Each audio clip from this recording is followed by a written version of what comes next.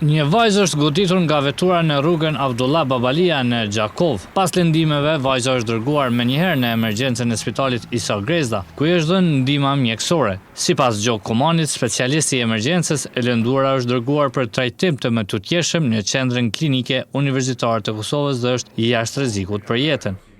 Lëndime kanë qenë të pjesës të regionit të Fytyrës, pjesa Hundës e pjesa Dhëmbëve, dhe jemi detyruar me transferu për Prishtinë është jashtë rrezikut për jetë, sepse nuk kemi specialitet të profilizuar për maksilofaciale dhe është transferuar ne.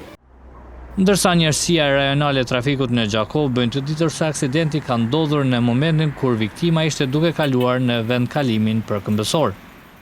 E sipas njësisë rajonale në Gjakov, i dyshuar i cili mendohet që ka shkaktuar aksidentin me urdhër të prokurorit të shtetit është dërguar në mbajtje për 48 orë.